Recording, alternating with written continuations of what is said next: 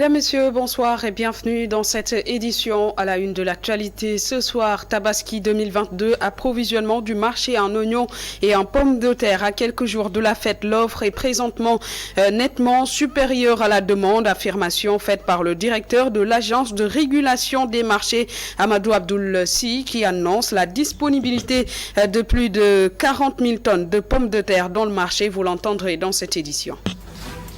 Aux collectivités territoriales de Rufisque, l'intersyndicale des travailleurs dénonce le licenciement abusif d'une dizaine d'agents municipaux. La mairie dément et apporte des précisions à suivre tout à l'heure. Désalinisation des terres de Nioro, l'État du Sénégal prévoit la mise sur pied d'un projet de barrage anti-sel de plus de 80 milliards de francs CFA. Un forum pour le développement économique de cette localité s'est tenu en présence du ministre de l'Eau et de l'Assainissement, Serigne Mbaye Thiam, que vous allez entendre tout à l'heure. Basketball, la Fédération nationale signe son divorce avec le sélectionneur Boniface Ndong. Ses mauvaises performances lors de la troisième fenêtre des qualifications de la Coupe du Monde ont été évoquées par le responsable de la communication de la Fédération, El Assar, que vous suivrez dans ce journal.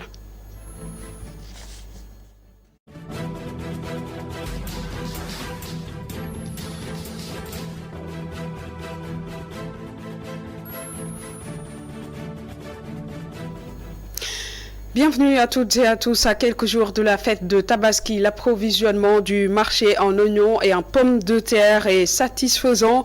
43 000 tonnes de pommes de terre sont disponibles avec une offre, nettement supérieure à la demande. Avec les coûts de production, les prix ont connu une légère hausse selon Amadou Abdoul Si, directeur de l'agence de régulation des marchés du ministère du Commerce, au micro de Babacar Seck. Quelques jours de la Tabaski, le marché est bien approvisionné. Hier, on était à 43 695 tonnes de pommes de terre disponibles dans les chambres froides. Du 1er juin au 3, l'opérateur a vendu 11 000 tonnes, alors que le besoin du Sénégal est de 7 000 tonnes. Par rapport à l'oignon, vous avez vu, il y a ici de l'oignon. Dans les autres marchés aussi, il y en a. Le prix de la pomme de terre, pourquoi il est élevé? Parce que depuis le 1er juin, on vend de la pomme de terre sortie des chambres froides, qui est différente de la pomme de terre vendue Borsan. Au même moment, on avait demandé aux grands producteurs qui ont les chambres froides de mettre leurs pommes de terre dans les chambres froides. Et ça a un coût durant 5 mois. Et c'est cette pomme de terre qui est actuellement vendue. Donc ce qui fait qu'il y a un travail important que les gens sont en train de faire pour ravitailler le marché. Mais depuis quelque temps, vu la chaleur, certaines zones ont épuisé leur stock. Donc il ne reste qu'un stock entre Ngomen et Potou. Et ce sont les deux zones actuellement qui ont de l'oignon.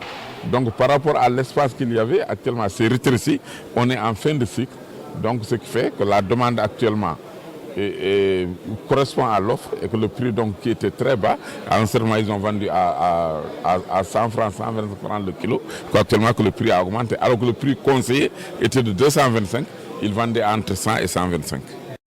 Et avec les quantités importantes d'oignons récoltés cette année, le ministère du Commerce a mis en place un système de stockage de près de 1000 tonnes d'oignons dans les magasins du marché d'intérêt national de Diamniadio. C'est un soulagement chez les producteurs qui risquent une perte des récoltes avec la saison des pluies et l'indisponibilité d'espace de stockage sur les lieux de production. Mohamedou Moustapha Mbaye, directeur général du marché d'intérêt national de Diamniadio, au micro de Babacar Seck. Et il faisait face à des difficultés de conservation, surtout en cette période de saison des pluies. Donc c'est dans cette dynamique qu'on s'est tous donné la main pour voir comment on peut mettre en place un système qui va faire que les productions seront stockées en sécurité. Et bien entendu, le chef de l'État, on tient à le remercier vivement, qui a mis à disposition 1,2 milliard pour sauver la campagne de commercialisation de l'oignon. C'est dans cette dynamique que mes collègues et moi, on a trouvé toutes les dispositions. Bien entendu, la CEMIC s'est portée disponible, bien que l'ouverture est prévue en courant mois de juillet, mais on a voulu anticiper rien que pour apporter un soutien concret au niveau des producteurs. Donc plus de 1000 tonnes aujourd'hui va être stocké. Donc il était important que Madame la ministre vienne regarder ça, encourager les producteurs et nous donner aussi les moyens nécessaires davantage de pouvoir aller vraiment vers une quantité record de stockage en termes de production d'oignons. Et ce qui est important de savoir est que toute cette quantité d'oignons était destinée à pourrir. Donc aujourd'hui, c'est une satisfaction. C'est pour ça que les acteurs ils se sont vraiment mobilisés en force. On va continuer dans cette dynamique avec l'ORSE, avec l'ARM. On va tous se donner la main pour qu'aujourd'hui, qu'il n'y ait plus de pertes post-récolte dans l'ensemble du territoire national. La tabaski, ce n'est pas seulement l'oignon et la pomme de terre. Le mouton aussi est un élément clé. Le ministre de l'Élevage était d'ailleurs en tournée dans la banlieue dakaroise. Ali Saleh Diop assure que le marché est bien approvisionné en moutons. Pour le ministre de l'Élevage, il y aura même un excédent à l'échelle nationale. Je vous propose de l'écouter au micro de Boudan Diadj. De dire à jour J-6 sur un objectif global de 810 000 moutons que nous recherchons, nous sommes à 748 000. Autrement dit, nous avons un taux de réalisation qui tourne autour de 92%.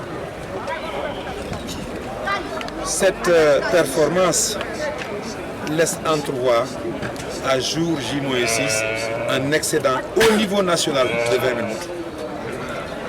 Il s'agira maintenant de faire en sorte que cet excédent puisse profiter à l'ensemble des régions et à l'ensemble des points de vente du pays.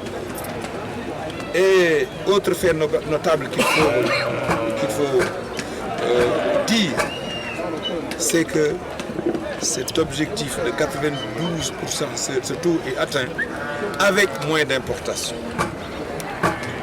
À jour J-6, nous sommes à 35 000 moutons en moins d'importation par rapport à la même période de l'année dernière.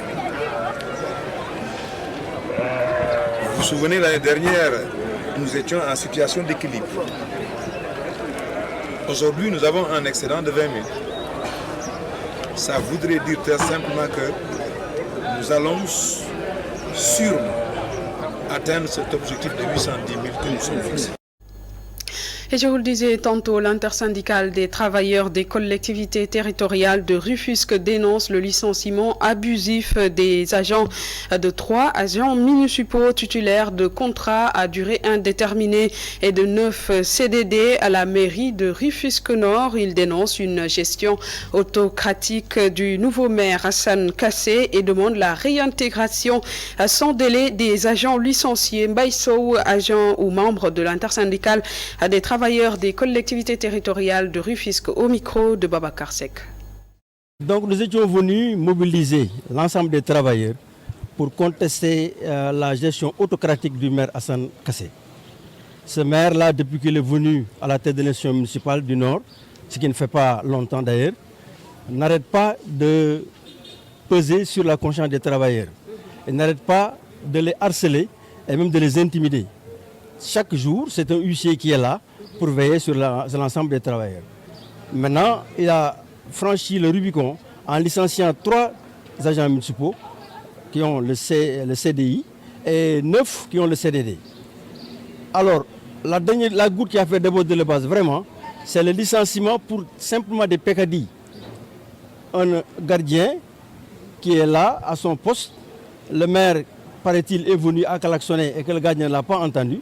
C'est sur ces entrefaites, simplement, qu'elle a discuté avec le gardien et l'a licencié, ce que nous considérons comme un licenciement abusif. Donc, l'intersyndical est venu intercéder, lui a parlé, mais le maire est sourd à toutes nos revendications. Et dit que lui-même, le maire, comme tous les autres maires qui l'ont procédé, il voudrait marquer son territoire. Nous allons arrêter tout le travail dans l'ensemble des institutions municipales de cette ville-là. Ce que nous ne voulons pas faire. L'essentiel pour nous, c'est que les agents regagnent leur poste et qu'ils fassent bien leur travail. Interpellé sur cette affaire, le premier adjoint au maire de Rufisque Nord précise qu'un seul agent a été licencié pour faute lourde et que pour les autres, il s'agit d'une suspension de salaire d'agents qui sont inconnus des services de la commune. Abdourahmane Touré Ndiaye au micro de Babacar Seck. Il y a 9 cas qui ont dû voir leur salaire suspendu. Parce que c'est des agents non existants. Donc on a fait l'état des lieux du personnel. On s'est rendu compte que c'est des agents qui perçoivent chaque mois leur salaire alors qu'ils ne sont pas là. Donc on a dû suspendre leur salaire, mais ce n'est pas des licenciements. Maintenant, on va constater si cela continue. Naturellement, nous allons procéder par le licenciement tout simplement parce que c'est des agents non existants. Fictifs ou voyageurs ou quoi que ce soit. L'essentiel, ces agents-là, on ne les connaît pas. On a fait une lecture exhaustive donc, de l'état du personnel. On s'est rendu compte qu'il y a un personnel pléthorique dont la majorité est non qualifiée, malheureusement. Donc tous ont bénéficié donc d'un contrat donc, à durée indéterminée, naturellement. Et il s'est trouvé qu'on a 27 agents qui présentement, c'est des agents non fonctionnels. C'est des agents recrutés devant travailler mais qui n'ont aucune responsabilité, qui n'ont aucune charge et qui ne font rien du tout. Un seul a été licencié parce qu'il a commis une faute grave, une faute lourde. Il a injurié donc, le personnel devant le maire, mais aussi il a manqué de respect au maire, mais surtout il a menacé de mort un agent et le chauffeur du maire. C'est ça en réalité. On a fait constater par voie huissier tout cela. Naturellement, cette personne a été notifiée. L'actualité, c'est aussi ces organisations de la société civile comme article 19 ONG 3G, entre autres, qui veulent impliquer davantage les médias dans la diffusion du contenu du plan d'action national. Ces derniers veulent mettre fin à toute forme de confusion sur le terme partenariat pour le gouvernement ouvert, plan visant également à promouvoir la transparence en matière de gouvernance et encourager surtout la collaboration État-société civile. Mamadoussi pour plus de précision. Des organisations de la société civile partagent avec les acteurs de la presse et les blogueurs les 12 points d'engagement du plan d'action national. L'objectif est d'aller vers la mise en œuvre d'un partenariat pour un gouvernement ouvert. Le gouvernement ouvert peut être interprété d'une autre manière et nous ne voulons pas que cette confusion persiste. C'est à ce propos-là que nous organisons cette activité pour partager au moins le contenu, les normes et le processus qui a permis au Sénégal d'arriver à l'adoption d'un plan d'action national avec les journalistes et les blogueurs. Dans le souci de promouvoir la transparence des actions de l'État, le représentant du gouverneur de Dakar assure que les autorités feront le nécessaire pour respecter les engagements après son adoption en Conseil des ministres. Ces engagements traduisent le besoin de transparence de l'État du Sénégal dans la gestion des affaires publiques. Avec la validation politique qui va suivre la validation institutionnelle, l'État du Sénégal va réaliser les engagements qui sont donc retenus dans le plan d'action. La presse, élément essentiel du projet, son implication est plus que nécessaire. Les populations pourront mieux avoir un aperçu sur la notion d'un gouvernement ouvert. Puisque nous travaillons sur l'accès à l'information, que c'est un élément qu'on ne peut laisser en marche pour que la diffusion, la compréhension, mais aussi l'adhésion et l'inclusion des populations puissent être matérialisées. Lancé en 2011, le Sénégal a adhéré à l'initiative du plan d'action national en 2018. Pour l'heure, des efforts sont en train d'être faits. Sa mise en œuvre reste suspendue à son adoption en Conseil des ministres. La DRFJ continue sa série de visites auprès de ses bénéficiaires et ce mercredi, c'était au tour de la banlieue dakaroise. Le niveau d'exécution des projets des bénéficiaires est satisfaisant et le plus important a été fait. Et pour ces bénéficiaires, l'appui de la DER n'est pas que financier mais aussi technique. La déléguée générale à l'entrepreneuriat rapide est également satisfaite du niveau d'exécution des différents projets. Mam Seynabou Babou et ma Falfal pour le compte-rendu. Elle fait partie des bénéficiaires de la DRFJ. Son activité, la transformation de fruits et légumes. Grâce à l'accompagnement de la DER, Diarra Saleundion et son équipe ont pu acquérir des séchoirs artisanaux qui lui ont permis de démarrer son projet. Elle reconnaît en revanche quelques limites. Nous avons pu acquérir des séchoirs artisanaux grâce à la DER. Et aussi, ils nous ont appuyés techniquement. Et grâce à l'accompagnement, nous avons pu mettre en place cette unité et commencer à produire pour le marché local. Bon, pour booster notre entreprise, on souhaiterait booster notre capacité en ayant un séchoir qui sera cette fois-ci industriel mais pas artisanal, et afin que nous puissions compétir par rapport aux autres qui sont sur place au niveau international. Sa boulangerie date des années 90. Grâce à l'appui de la DER, Ganjigen emploie 10 personnes. Elle a pu moderniser sa boulangerie au plus grand bonheur des populations. Parce que nous étions dans une situation de vétusté très avancée, mais avec l'arrivée de la DER, nous avons pu quand même renouveler notre matériel et en quelque sorte développer notre entreprise à la grande satisfaction des employés qui sont là, de la population qui en bénéficie et de nous-mêmes qui en tirons un grand profit. La déléguée générale à l'entrepreneuriat rapide nous livre ses impressions sur sa tournée en banlieue. C'était d'abord pour nous de vérifier que le duo accompagnement technique et accompagnement financier fonctionne bien. Il est important de dire que l'accompagnement technique, c'est le prérequis. Et c'est ce qui permet aussi de pérenniser le financement qu'on fait derrière. Et on s'est rendu compte à chaque étape des visites que l'accompagnement technique, qu'elle soit dans la formation, qu'il soit dans la formalisation, est un prérequis. Keur Ndiaye-Lo, Thiaroye, Guédiawaye, les secteurs visités par la déléguée de la DRFJ pour voir le niveau d'exécution des projets des bénéficiaires qui n'ont pas manqué de se réjouir de l'accompagnement. Un accompagnement financier mais aussi technique. Et dans le cadre du projet d'employabilité des jeunes par l'apprentissage non formel, le ministre de l'Emploi, de la formation professionnelle, de l'apprentissage et de l'insertion a pris part à une cérémonie de remise d'équipements pour les artisans plutôt, le tout pour un coût de plus de 30 milliards de francs CFA visant à promouvoir l'apprentissage et l'insertion des jeunes. Le compte rendu est signé Khadija Natchouf. Des équipements remis à 8000 mètres d'apprentissage, une dotation économique qui entre dans le cadre du projet pour l'employabilité des jeunes par l'apprentissage. Le ministre de l'Emploi, de la formation professionnelle, de l'apprentissage et de l'insertion, Dame Diop, insiste sur l'importance du projet PEJA dans le milieu artisanal. L'enrôlement de 23 158 apprentis. 23 158 apprentis, dont 8 012 filles, réparties dans 7 277 ateliers. Le projet aussi a formé pédagogiquement 2048 maîtres d'apprentissage.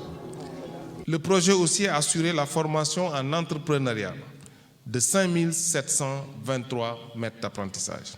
Dans le cadre de ce projet, divisé en 2 phases, plus d'1 milliard ont été investis pour promouvoir l'employabilité et l'apprentissage des jeunes, selon lui. Le premier pilote concerne donc 308 maîtres d'apprentissage répartis dans les 12 métiers ciblés par le PEJA.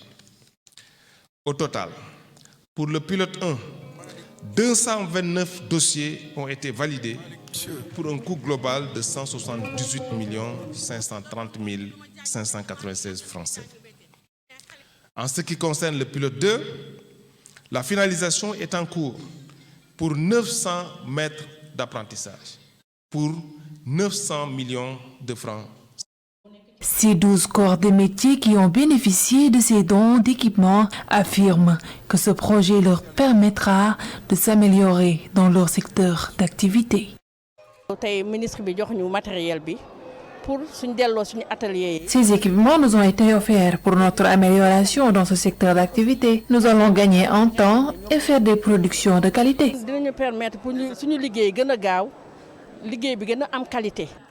30 milliards investis dans le domaine de l'artisanat, le ministre Dame Diop appelle à une restructuration afin que ces investissements portent leurs fruits. Développement économique de Nioro, oui. L'État du Sénégal va accompagner ce département à lutter contre la salinisation des terres. À cet effet, un projet de barrage anti-sel d'une valeur de 81 milliards de francs CFA est prévu à Kursambaka. Écoutons les précisions du ministre de l'Eau et de l'Assainissement, Serine Baïtiam, qui prenait part à un forum pour le développement économique de Nioro au micro d'Adamassar. En ce qui concerne le secteur de l'eau, qui a été une préoccupation soulevée, nous les avons informés que le gouvernement est en train d'étudier ici un projet de mobilisation des eaux, des ressources en eau du Bao-Bolon, qui a des menaces de salinisation des terres. Cela se traduira par la construction d'un barrage anti-sel à Kertamba, et ça permettra de mobiliser 160 millions de mètres cubes d'eau par an et de mettre en valeur 46 000 hectares. C'est un projet d'un coût estimé à 81 milliards de francs CFA. J'ai expliqué à l'assistante que ce n'est pas un projet qui peut se faire du jour au lendemain, mais c'est un projet sur lequel le gouvernement est en train de travailler. Et en même temps, sur initiative du préfet du département de Nioro, un recensement des problèmes d'approvisionnement en eau m'a été envoyé. Et suite à cette initiative du préfet du département de Nioro, une mission s'est rendue ici dans le département, dans toutes les communes, pour recenser les difficultés rencontrées, proposer des solutions et des recommandations. Ça aussi, nous avons tenu, en tant que ministre de l'Eau et de l'Assainissement, à en informer l'assistant. Dans l'actualité sportive, je vous le disais dans les titres, entre la Fédération sénégalaise de basketball et le sélectionneur Boniface Ndong, le divorce est effectif. La décision a été prise ce mercredi suite à ses contre-performances lors de la fenêtre 3. Des raisons purement sportives, explique Elhaj Sarr, le responsable de la communication de la Fédération sénégalaise de basketball, au téléphone de Migui Maram Ndiaye. Oui, effectivement, c'est à la suite d'une longue discussion que cette décision a été prise. Et les raisons, c'est d'abord sur le plan purement sportif, d'abord. Ensuite, ce n'est pas juste l'évaluation de cette dernière fenêtre. Donc l'entraîneur est en place depuis longtemps. Nous sommes aussi rentré d'une Afro-Basket au mois d'août dernier, où une évaluation a été faite et que décision a été prise de le laisser poursuivre le temps de la qualification au mondial. Il se trouve qu'il y a d'autres raisons, notamment en termes de présence, en termes de disponibilité, pour travailler de manière conséquente avec les équipes nationales.